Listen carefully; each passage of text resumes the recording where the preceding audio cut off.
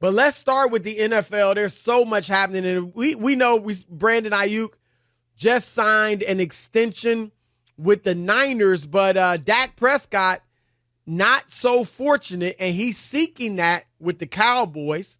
They've been talking, but to no avail thus far.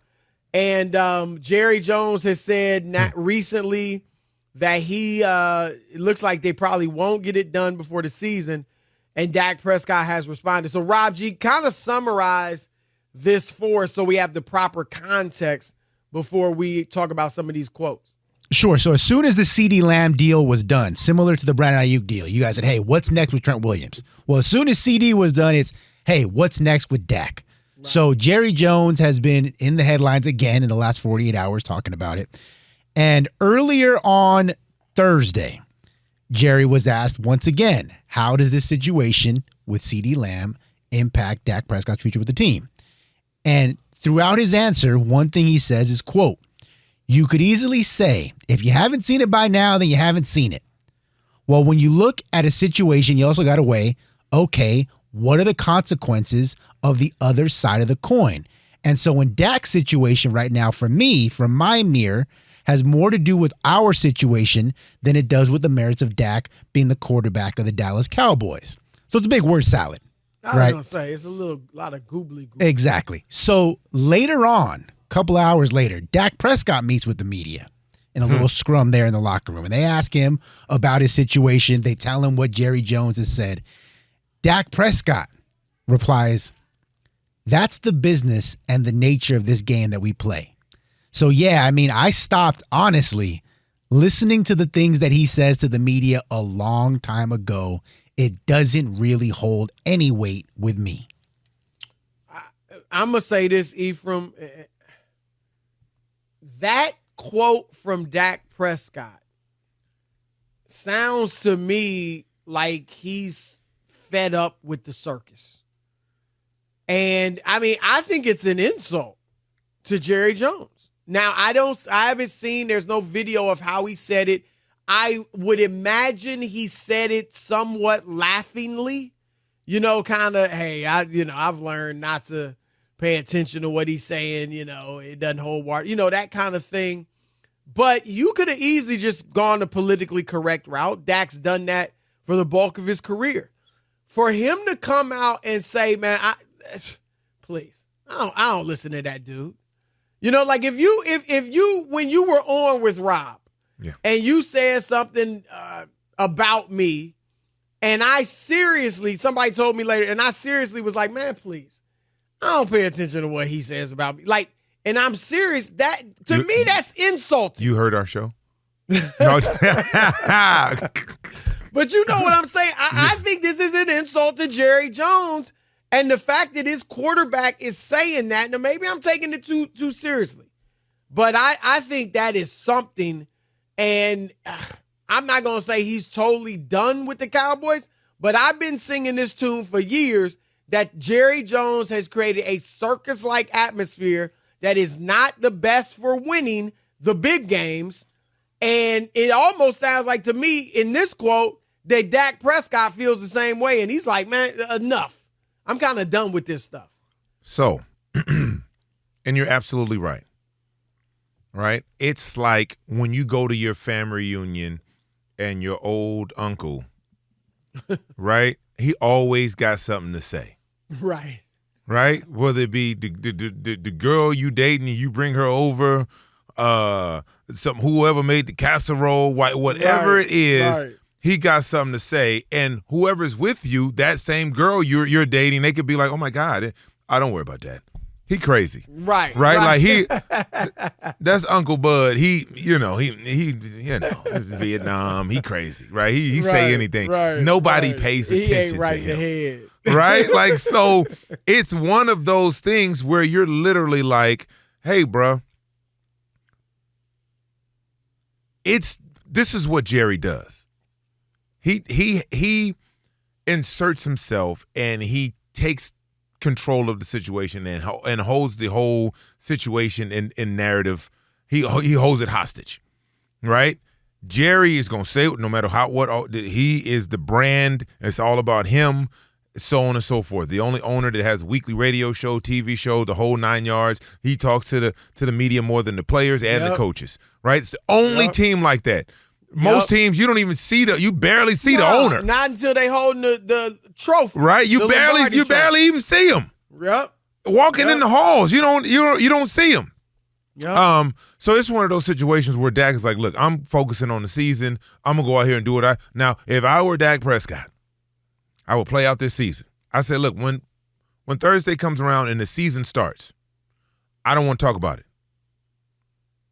So I don't want to talk about it. They offered him $60 million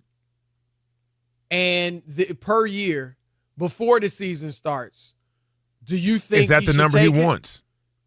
Well, there's some school of thought out there that if he waits until next, he's going to crack him over. He'll go beyond 60. He will go beyond 60. Okay, so the money goes up. That's the question I'm throwing. Now, look, remember, right now the highest per year is what, $55 million. Yes. So 60 makes you the top. Could be the jump next summer. Yep.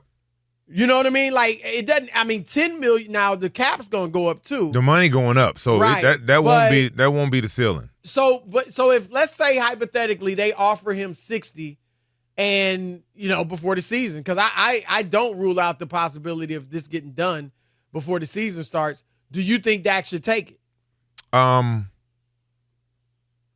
this point, I would say no. Wow. And the reason is the things you just said, right?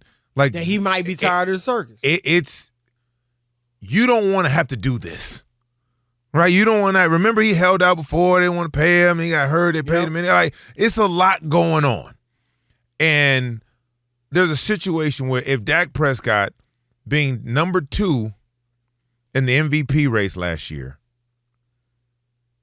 3 years, 12-5, 12-5, 12-5, if the situation happens where he's able to attack the open market, what is that annually going to look like? No, it's going to be right. So, are you willing to bet on you right now? It's a lot. You taking a chance. What is he making? 45 right now. So this is 45 with no security. Right. So look, are you willing? Last time he got paid, but but there's different types of injuries. But the fact that he did get hurt last time and still got paid bodes well for him. Yeah. Not Dallas. Because if Kirk Cousins get paid, the money's out there. Dak Prescott is good enough where someone, you don't think the Raiders? Oh no. You don't think the Saints? You don't think the Steelers? Right now, the way it's looking, they're gonna want a quarterback. If one of these two. I mean, there's a bevy of teams. The Giants, you still in the same division, right? So let me ask you this though, and because to me this is important and part of the crux of the matter. This quote, and you talked about it, the silly uncle at the family reunion, which I totally get. The crazy uncle, not the silly. The silly one be doing jokes and magic. The crazy one just say anything. But my crazy uncle at the family reunion, when I say, please, don't nobody listen to him. It's not really an insult. It's kind of, you know what I mean? It's kind of like, oh, that's just uncle, pat him on the head. What's the insult to your uncle? What you mean? Don't listen to me? Everybody's. But look, that's what I mean. It's an okay. But that's exactly what I mean, insult, Chris. It's not me having ill feelings toward him. Look, this is you don't respect him. Sounds to me like an insult to Jerry, and that Dak is like kind of like, at least I'm reading it. I'm tired of the circus. Yes. I'm tired of the circus. That's exactly what it is. And you talked about the Raiders, and I know they've had their issues. Certainly the Steelers. Oh, my goodness. Or the Giants. These are football-first franchises. Line up to get him. Where there won't be the circus. Right. Line up. Devontae Adams will be like, I'll give y'all some money back. And they got a defense. So they got a receiver. Jerry knows this. Jerry's not dumb, right? I don't know what he's trying to get done here, but what I'm saying is, Dak has leverage. If the season starts before something gets done next Thursday, 7 days, I'm keeping my leverage. We're gonna rock out. I'm gonna try to get us to the Super Bowl and win this thing. And guess what? If he does that, and he says deuces. Right? He controls. That's a big if.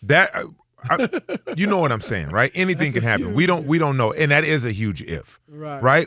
But what I'm saying though, even if they go to the playoffs and they fumble out of the playoffs, second round, whatever that is, like they normally do. Right. You don't think the Raiders will sign up for a divisional round playoff? I think even if he does, yes, they would. Right? Like I was going to say, even if he doesn't get, he could have a down year and maybe even miss the market is still going to be crazy. And yes, because some of these teams that's what they're looking for, and they've been without a quarterback. And that's the thing Dallas has to worry about. Yeah, what's next? These teams out there have been without a quarterback for a decade or whatever. And they know the value of a guy, even though he's not, a top 5 quarterback. They know his value. Yes. And Dallas has to be careful of that because franchise quarterbacks don't grow on trees. And so that's going to be the interesting thing.